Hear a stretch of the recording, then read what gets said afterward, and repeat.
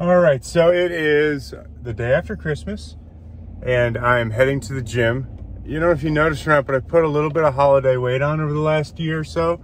Maybe like 2 or 3 pounds, not much, but just enough to make me like, I should get in there, you know, get after it. It's definitely not a noticeable amount of weight. It's definitely not like 25 to 35 pounds. That would be inexcusable.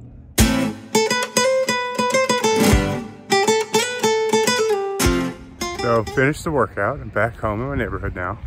Taking Frank for a walk. You probably, I don't know if you remember, I had Charlie. Sorry, I don't want to pretend like my fiance is not involved. We had Charlie. Charlie was lonely, so we got Frank. Frank's a little bit of a tank. Named after Frank Reynolds from Sunny. This little guy is 7 months old and he is 110 pounds, 105 pounds. But he came from a Craigslist ad. Charlie came from a breeder. Come on. They are both Italian Mastiffs, or Cane Corsos. Cane Corso is how it's phonetically spelled. Is that the right way to say it, phonetically? This is Charlie. Get a good girl, Jody. And that, the drool, again, is Frank. What you doing, boy? What you doing, boy? Okay, enough with the doggo stuff. The purpose of this video today is to go over the turbocharger that I'm running in the FD, the turbo that I'm putting on this car. I gotta poop, man. I got post-workout poop I gotta do. I had to do a courtesy flush for myself. It didn't help, I'll tell you what. It's better. Jasmine labeled all the switches because there's so many switches in this house, but now I know fan, shower, main. I got it all lined out. Let's probably leave the fan and the light on though. I need a dyno fan in here. This is terrible. It smells so bad. Okay, now I can think clearly. The turbocharger that I'm running on this car is a Garrett G45-1500. And if you're like me, your only problem with Garrett turbochargers is their naming structure because it just doesn't make sense. I don't understand it. It's like speaking a foreign language. Someone tells me they run like a Garrett GT5576 LMNOP, the number 7, the letter Q. And I just sit there and nod my head like, well, that's obviously the right choice. That's the right one. I would have done the same thing in your shoes. I totally understand. Nevertheless, I reached out to Garrett turbochargers and kind of proposed this, like, these are my goals. This is what I want to do. These are the only other options on the market for that amount of power. What do you have? And, you know, what's the cost of a unit like that? And the response I got was unexpected. They offered to allow me to test this turbocharger on this car. And the results were awesome for how little we've even leaned on the thing so far. So I'm gonna go through what the turbocharger is, this G series lineup, and some finer points, and give you guys some insight on why I'm running what I'm running. All right, first mostly, you have a forged, fully machined compressor wheel that's been redesigned. In the smaller sizes, they claim up to 15% more flow with these redesigned compressor wheels versus the previous iteration. You also have fully machined speed sensor port and pressure port built in. You have water fittings included. These are unhooked. I had to drain my whole system. And they have a 4AN restrictor in line, so you get 40 pounds of pressure to the center cartridge itself. Twin piston rings on both sides of the shaft. This stainless steel non-wastegated housing that they offer, this is actually the clearance rather from this. Let me see if I can get a picture. So the clearance from this V-band on this specific housing means that you can rotate this 360 degrees all the way around. So there's no interference and there's no limit to how far you can rotate it. In my specific case, I can't rotate it because I am right next to my frame rail. So that's as far as I could get it. And unfortunately, we had to lop the compressor housing a little bit in order to get this thing to fit properly. But a lot of updates on the turbocharger itself. My downpipe's on, but the turbine wheel itself is made of a MARM alloy, M-A-R-M alloy, and Garrett posts their testing up to, it's over 1,000 degrees Celsius, almost 2,000 degrees Fahrenheit. They've tested these, which is absolutely insane. But if you're beating on the car repeatedly, or you're going round after round after round. Hell, if you're in a road race car and you have one of the smaller frame G series and you need immediate response and absolutely no lack of longevity, that is the unit. And a second ago, I alluded to the twin piston rings on both sides of the shaft. With that, you have the oil passage in the center section itself. If you guys are privy to like journal bearing turbos, a lot of that oil you'll end up seeing on both sides, the compressor and the turbine. Now, journal bearing versus ball bearing is apples to oranges, so don't assume that I'm comparing them directly. But having twin piston rings on both sides of this ball bearing turbo, now you have less chance for that oil to actually seep into compressor side or into turbine side, which is awesome if you've battled any of that stuff, or if you're working with a combination that doesn't have the best drain back options. This specifically has decent drain back to the pan. You can see right there, it's a pretty straight shot. However, I am really close in proximity to that number one runner on the exhaust manifold, the turbo manifold. But at the same time, you gotta work with what you have. You'll also see, interestingly enough, this giant spacer. I had to use that spacer because if I didn't use that spacer, we physically could not fit this turbocharger because it does hit on the first runner here on the manifold. Now, the manifold and the fitment of this turbocharger is a whole nother question that I had when I was putting this combo together. And I'm hopeful that I'll be able to help other people with RX7s when it comes to fitment of different intake manifold and turbocharger options with parts of this video, but that's to come. The main focus here is the Garrett G45 and the type of horsepower this thing produced so far.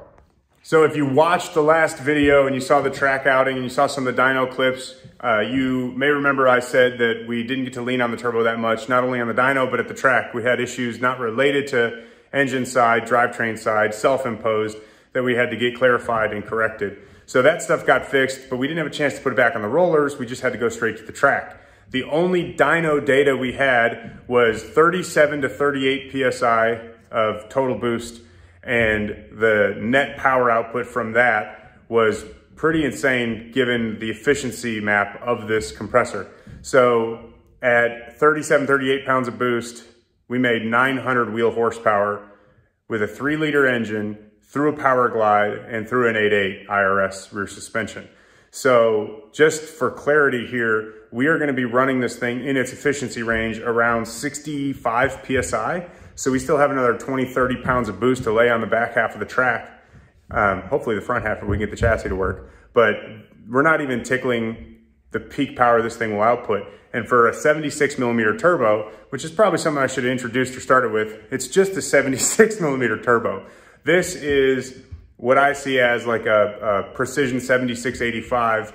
It's Garrett's take on that, for lack of better terms. And I may have arguments from comment section concerning that comparison, which I welcome and I enjoy. I think that both of those turbochargers can produce a ton. The Garrett so far has impressed me an absolute ton. So again, 900 wheel horsepower, 37, 38 pounds of boost, not in the efficiency range just yet. And then the other thing is I need to get some extra dyno data for Garrett because I would like to have them as much information as possible, because I know that there's not a ton of these that are getting leaned on just yet. And I plan to be one of those people that is gonna take it to the limit. Take it to the limit. One cool thing that they also hooked me up with here, and I'll show you because it's not installed yet, but this is the speed sensor they offer. Let me pull it out the box.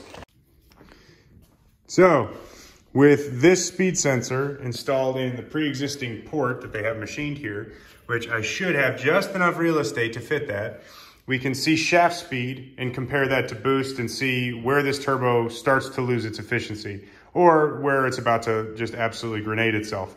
So there's a lot of smaller frame turbochargers, especially on like sport front wheel drive cars, that they run insane shaft speed because they're making tons and tons and tons of boost. And having that data is important because if you know the critical speed, like this thing can't handle anymore, and you need to make another call for a round, and you know you're gonna have to lean on it because you're paired up with some Godzilla car, well, at the end of the day, it's your choice, but at least you have the data directly to your standalone ECU to see where you need to go and how hard you can push that turbo.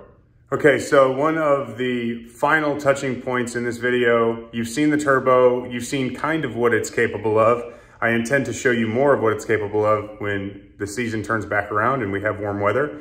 But the proximity and fitment of a turbocharged 2JZ in an FD RX7. That is something that is not covered anywhere. Like, people talk about what manifolds do and don't fit. Nobody has an honest answer on what really fits. It's all just hearsay and conjecture, and some dude that did it in his barn 7 years ago that said blah, blah, blah, manifold fits, which is kind of troubling when you're trying to put a whole car together in a short period of time if you don't have that information. At the same time, I kind of threw caution to the wind. I wanted to order a very nice turbo manifold. There's a couple badass companies that make them, but I didn't want to run the risk of, wow, I just ordered this manifold and it doesn't fit, it smashes into my shock tower. So I'll show you what I did to get around that, what my final choice was, and kind of how it all works together. Earlier in the video, I pointed out the spacer that's on the manifold. I'll come back to that. But this turbocharger manifold, this is nothing special. This manifold is I think the company, it's an eBay company, Rev9, something like that. Oh, look at my missing paint too, that's good. I think it's Rev9, but obviously we had to add the EGT ports, so those are not, they don't come factory, those are added. And then as far as wastegate's concerned, I'll have to grab a light, my guess is you won't be able to see, but the wastegate flange down there had been altered as well. It had a 4-bolt flange on it. We lopped that flange off and we added the V-band flange for my TurboSmart 60mm wastegate. So it did require a modification, but the turbocharger placement did not change. So proximity to shock tower, proximity to engine, that is how this turbo manifold fits. However, when I first installed the turbo, it was clear that it was not gonna clear that first runner. So we had a couple options: remake that runner, which was an absolute disaster waiting to happen, or try to space the turbo up.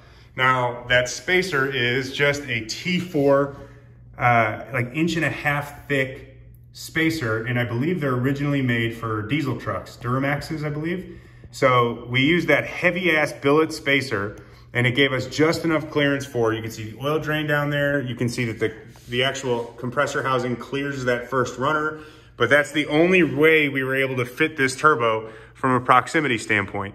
And this view right here does not exist anywhere on the internet. So those taking notes, this is how much space you have with a 2JZ swapped RX7 for a turbo. Rev9 manifold and a 1.5 inch spacer on a large T4, but a small frame. It's kind of weird to say small frame T4, but like a 6466 or something from Precision, you'd have a ton more real estate because the hot side, the turbine housing, is not nearly as big. But you can see I barely have enough room to clear there. Now my front end's lopped off. I have a tube front end. That does not affect or help proximity where the turbo is at all. So just keep that in mind. If you want to do a big frame, a large frame T4, which is again redundant and stupid to call it that, but a large T4, that is how it fits, but you have to have a spacer to make it work. Now, the intake manifold side is a different story, and Plasma Man came through for that. So I have a couple regrets about the Plasma Man intake, not related to the Plasma Man intake, but my own shortcomings and being cheap. This is my confession to Plasma Man, and I'm very sorry. I ordered this intake manifold and I decided I didn't want their throttle body. I wanted to try to save a few bucks and get my own throttle because I had an LS cable throttle body laying around. Well, the problem is the LS flange that they added to it, that's all perfect, intake's perfect, but the LS throttle body I had was too large and was hitting my down bar. So that meant no matter what I was gonna do, I had to change the flange on the intake manifold, which sucks because I had to take a brand new Plasma Man intake and weld a flange to it.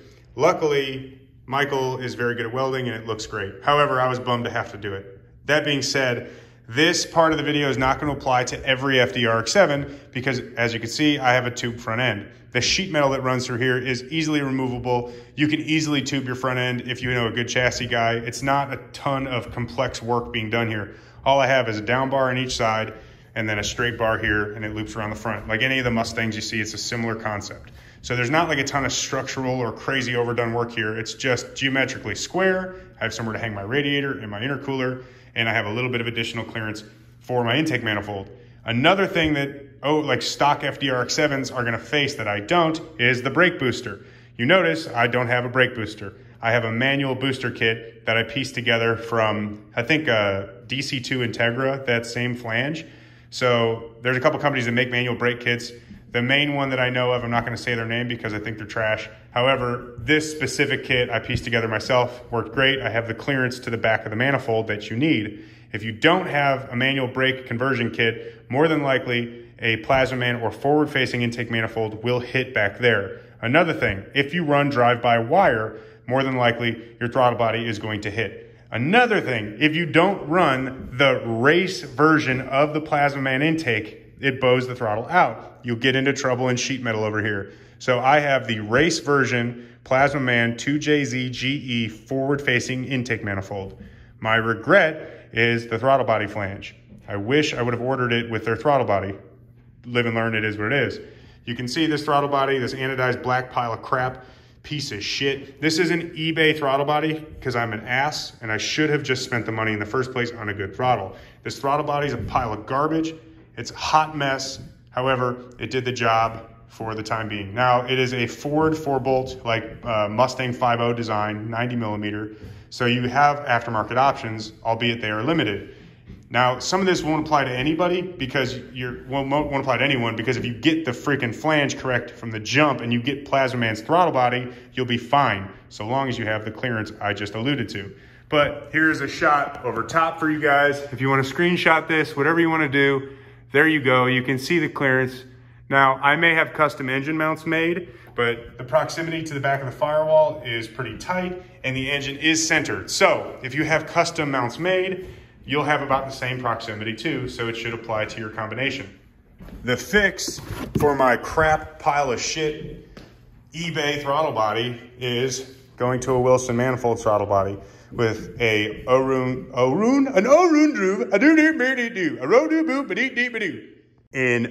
O-ring groove. It also has idle air control valve provision, things of that nature. So like if you want to run an IAC, you can. I don't have an idle air control valve on this intake manifold. We just run the idle a little high and use timing to control idle. But if I want to add one, I can. It's pre-drilled for a throttle position sensor. I had a blank moment there. So TPS sensor will go on that side and I can run an IAC plate to block it off, or I can put an idle air control valve on it. And this thing is a million times nicer than this piece of shit eBay pile of garbage that I wish I never bought. I should probably explain why it's a pile of garbage too. It seizes up, like it will not return all the way to idle. It'll literally stop. It's not gonna do it right now because obviously I'm filming and it just won't comply. It wants to act like it's an okay piece, but it's not. Cheap ass junk bolts, cheap ass junk machine metal, just everything about it's a pile of trash and you get what you pay for. I 1000% deserve what I got out of this thing. So don't make the same mistake. If you're building a really nice car, not like mine, mine's not really nice. Don't cheap out on throttle body like I did. My bad. Sorry, I'm an ass.